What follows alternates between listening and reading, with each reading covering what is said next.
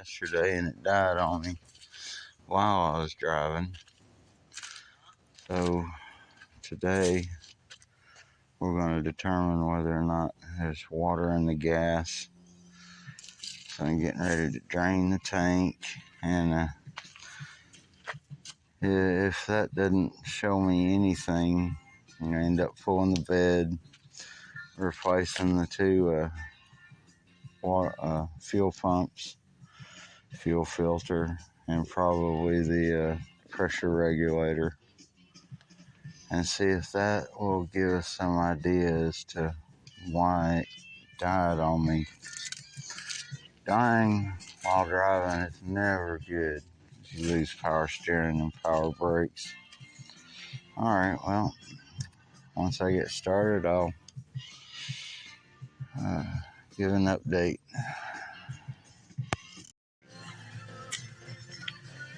Check the gas. There wasn't nothing wrong with the gas. It looked really good, actually. So, went ahead and pulled the bed. It's a real pain, these here.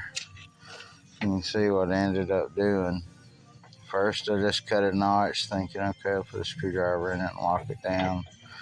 That did no good, because it's just too much torque.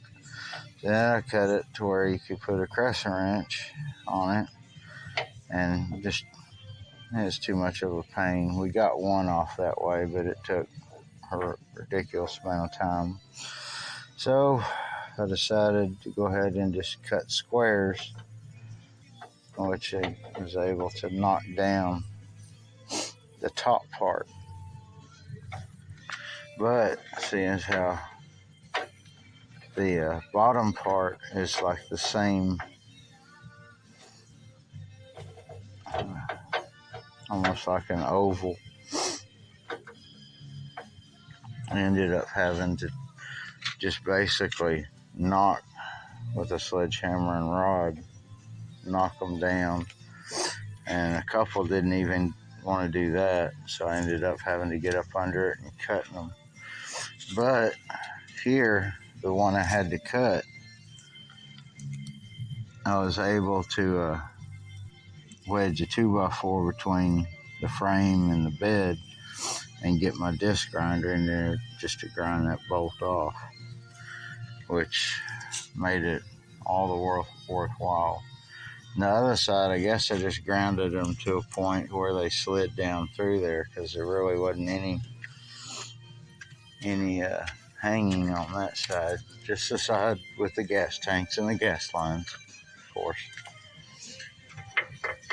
Yeah, so you can almost see the oval part. It's just not a round circle, it's an oval. And it just won't fit down in there, so they'll have to be cut off, but it's not an issue with the bed off.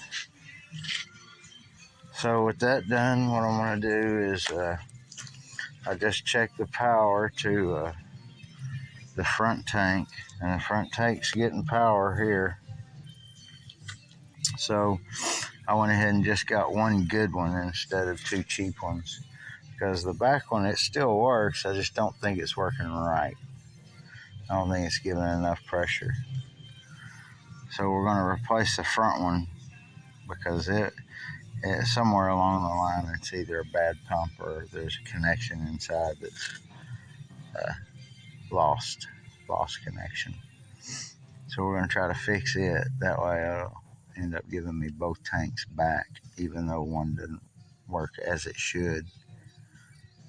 I don't know, maybe I'll go buy another one just to get it out of the way and make sure that there's going to be no issues down the road. But there again, I'm not putting these kind of bolts back on the bed. I'm getting my own bolts that will be easy to be removed if needed.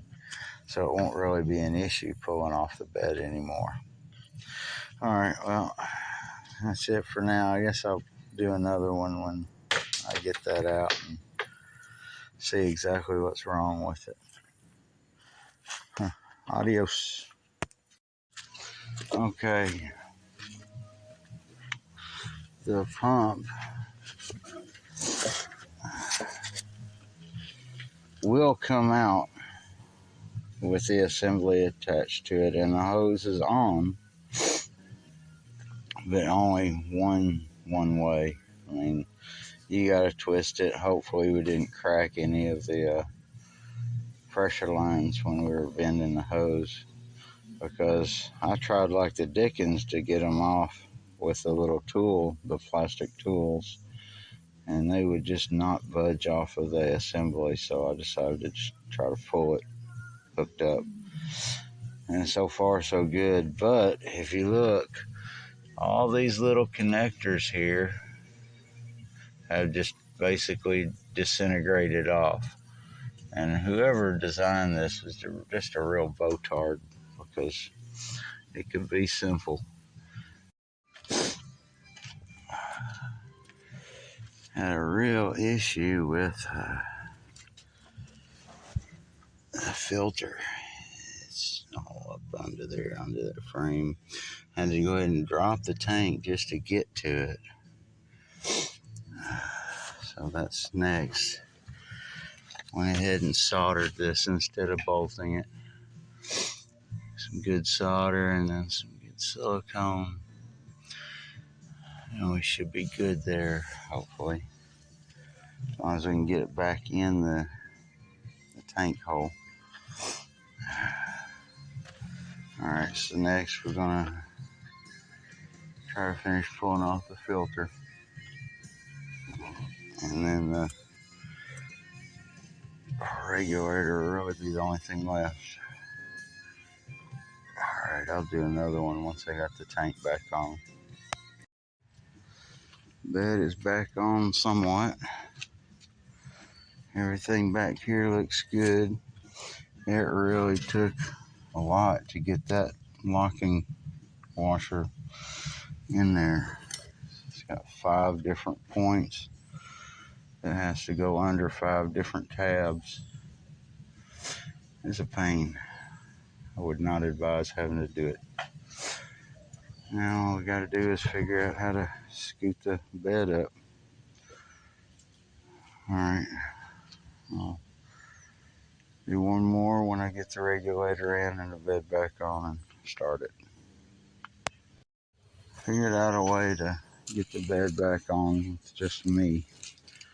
Figured I'd show this because it's not everybody who can just put a bed on. I had my buddy help me lift it up last night, but I wasn't through with the fuel pump. Now that that's done, basically just got to slide it forward. Anyway, just use that stuff there. I had some old decking pieces I could use, but you could use wood or whatever, and even do it on the back. That way you're basically just going to inch it forward until it's ready to come down, and then just start taking out one piece at a time from each side until it lowers down. Alright, that was quick. It's almost there now. Fixing to drop the bed right past the bumper. And it's just hanging on the tip. Got those little boards to support it.